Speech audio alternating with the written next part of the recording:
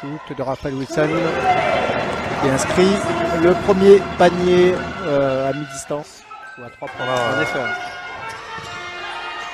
Oh, la belle passe, superbe passe. Au buzzer, Sébastien Michel. C'est Sergi. Il lui reste 4 secondes de possession. Et shoot de Morgan Durand. La passe. Oh, on essaye de trouver. Voilà, il reste 5 secondes à jouer de possession. Et interception de Morgan Durand qui va aller seul. Et non, qui donne un. Et Dan Jacobs qui termine par un superbe dunk. Desnos Corentin qui cherche une solution. Et shoot 3 points de Morgan Durand qui vient de marquer son un shoot à 2 points. Mais balle perdue, récupérée par Sergi. Raphaël Wilson à 9 mètres et c'est 3 points. Voilà, le premier 3 points du match à 9 mètres. Récupération de Dan Jacobs qui remet ça à Raphaël Wilson qui marque un 3 points suite à une sortie de balle de Tourcoing. Et shoot de Raphaël Wilson à 3 points à 9 mètres. Ah, Raphaël Wilson ce soir à la main chaude. Sergi mène toujours de 16 points, 66 à 50. Sébastien Michelot qui passe à Morgan Durand, Bosco, et passe à Raphaël Wilson qui tente à 3 points et réussit à 9 mètres. Ce qui permet évidemment à Tourcoing de rentrer sans problème. Sébastien Michelot passe à Bosco Jovic, Raphaël Wilson à 3 points et c'est marqué.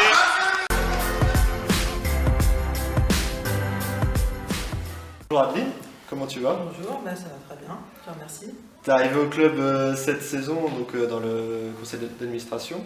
Oui, tout à fait. Amara m'a demandé si j'étais d'accord pour rejoindre le bureau directeur en vue d'un nouveau projet apparemment qui durait sur 6 ans. Donc moi-même connaissant bien Amara, Modibo et puis d'autres personnes de Sergi dans le monde du basket, j'ai trouvé que le projet était intéressant. Et ayant déjà organisé moi-même des événements sur l'agglo et sur ma commune, je me suis dit que c'était le moment. Justement, avant, tu étais au club de Saint-Ouen-l'Aumône. Oui, j'ai été un petit peu au club de Saint-Ouen-l'Aumône et j'ai ensuite créé mon association Mix Up qui organisait justement des événements sportifs, dont des événements basket principalement. Ce qui m'a permis justement de pouvoir faire intervenir plusieurs fois des basketteurs pros, dont ceux qui sont originaires de Sergi. Et qu'est-ce qui t'a attiré du coup, dans le projet des Spartiates? Alors c'est le projet qui est pérenne, donc le projet d'aspirer à un moment donné à un des clubs phares au niveau France et de devenir un club qui monte en pro, un club qui est formateur et voilà, de mettre en relief la ville de Sergi et l'agglo et surtout tout le bagage basket qu'il peut y avoir et le potentiel basket qu'il peut y avoir dans cette ville et dans cette agglomération. Et ton rôle sur ce projet, plus précisément? Plus précisément événementiel, puisque c'est ce dans quoi je suis en train de me reconvertir. Donc là, j'essaie d'être très présente au niveau de l'organisation des matchs de l'équipe première principalement, sur tout le travail qu'on doit préparer en amont.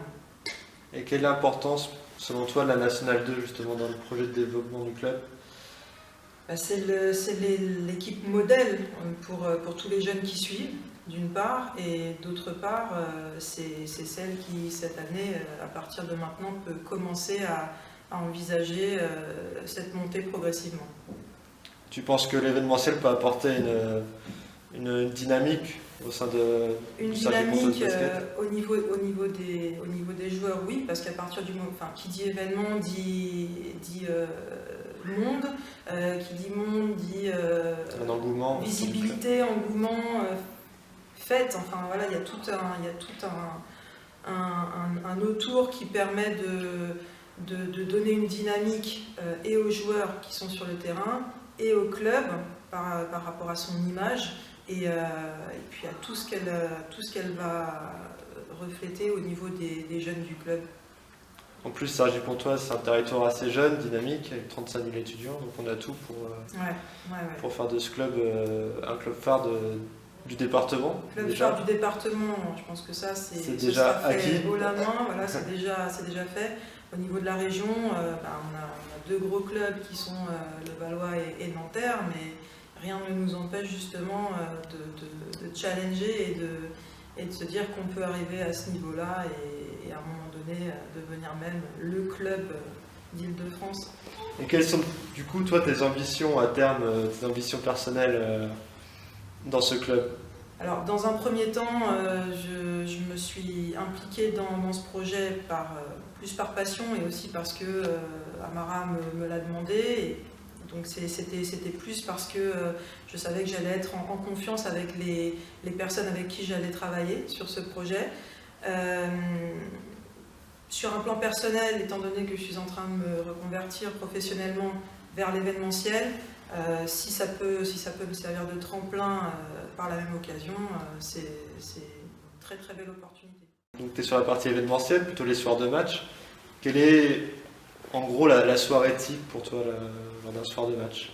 Soirée type, alors on a une équipe qui est principalement la Spart Food, donc l'espace restauration des matchs. Composée de bénévoles. Voilà, qui est composée d'une équipe de bénévoles. Donc cette équipe, elle est, on va dire, prise en charge par une des personnes qui est dans le bureau. Moi, je m'occupe davantage de la partie gestion des hôtesses d'accueil, et également du salon VIP qui est juste après, et de toute la coordination entre les hôtesses, le salon, le traiteur qui doit amener les mets pour le salon VIP. Et comment tu juges le niveau en termes d'événementiel du Cergy-Pontoise Basketball? Alors, pour un club de National 2, c'est une envergure assez... Alors, sur un plan personnel, j'ai beaucoup de mal à me prononcer là-dessus parce que je ne savais pas ce que ça pouvait être au niveau National 2. Mais d'après les personnes qui sont issues d'autres villes que Cergy, il y a de très très bons retours et pour certaines, on est le club dans lequel, au niveau N2, il y a la meilleure organisation en termes d'événementiel. Pour terminer, qu'est-ce qu'on peut souhaiter pour le club dans cette fin de saison? Le club, on peut lui souhaiter d'arriver à une fluidité dans tout ce qui va être organisationnel, aux jeunes de se rapprocher au maximum des joueurs de l'équipe 1 qui sont sûrement un modèle pour eux, et aux joueurs de l'équipe 1 de se faire plaisir et puis de se permettre de monter à un moment donné. Merci beaucoup. Avec plaisir. Pour ta disponibilité et à bientôt Omar Adas. À bientôt. Bonjour Anaïs, comment tu vas? Très bien, et toi? Va bien, bien, bien. Ça fait combien de temps que t'es au club? Ça va faire bientôt 7 ans. Et t'es arrivé comment? Je suis arrivée comment? Je suis arrivée en voiture, mais je suis arrivée comment? Qu'est-ce qui t'a amené à intégrer le club? Disons que j'ai déménagé dans le secteur et maman connaissait très bien le club.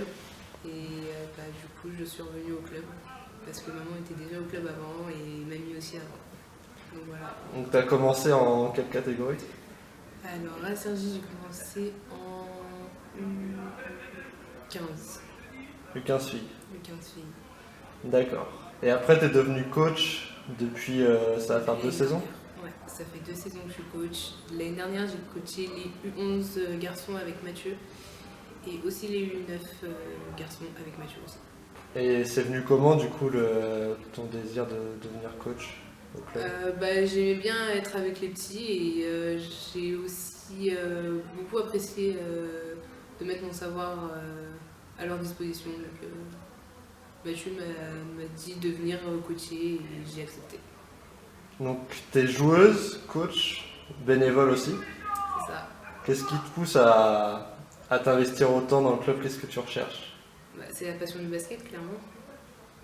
Donc, j'ai toujours été dans le basket et là, je peux m'investir dans le club, donc du coup, je le fais.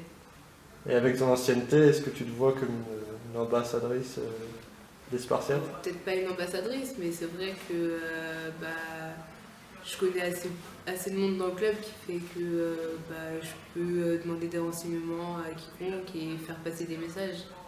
T'es influente. On peut dire ça comme ça.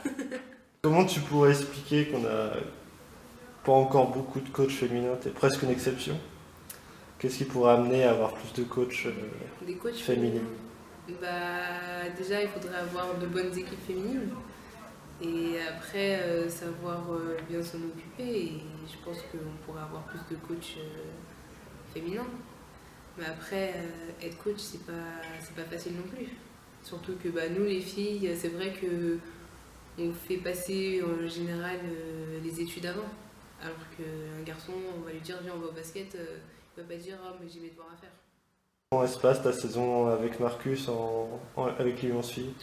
Ça se passe bien. Là, c'est vrai que cette année, on n'a pas pu être en championnat, mais parce qu'on n'avait pas assez de filles. Après, sur les entraînements, elles sont assez présentes. On arrive à assez bien gérer les entraînements. T'as un diplôme dans le basket là? Alors oui, j'ai le diplôme d'initiateur et peut-être que l'année prochaine, je passerai l'animateur. Et quels sont tes projets justement dans le club à l'avenir? Dans le club à l'avenir, on verra comment évoluent les choses et puis comment évoluent aussi mes études. Tu fais quoi actuellement? Je suis en STAPS, en première année STAPS à Nanterre et je veux aller plus tard dans le management du sport. Du coup, ton projet professionnel pourrait se rapprocher des Spartiates à l'avenir? Peut-être. Pas mal déjà. Tu es aussi supportrice Oui, de la Nationale 2? de toutes les équipes du club. Bonne réponse. Il le faut. Comment tu essaies justement d'apporter ton soutien aux équipes? En faisant les tables, en passant sur les entraînements des autres, en étant au match. T'es la grande sœur. Oui, ou la petite sœur, ça dépend. Ça dépend des équipes. Comment se passe la saison avec les 20 filles? Disons que là, elle est difficile, mais parce que là, au début de saison, on a commencé avec des U17. Enfin, on est encore avec les U17, mais c'est une saison assez difficile parce qu'on fait U17, U20, sauf que les U17, quand elles rencontrent que des U20, c'est difficile pour elles parce que elles n'ont pas l'habitude. Après, c'est vrai qu'on n'a pas la même approche en junior qu'en cadette. Et puis, les filles sont majoritairement des cadettes. Donc, c'est vrai que le niveau, il n'est pas là non plus. Et puis, avant, c'est vrai que je ne sais pas quel coach elles avaient, mais elles n'étaient pas autant investies dans l'équipe.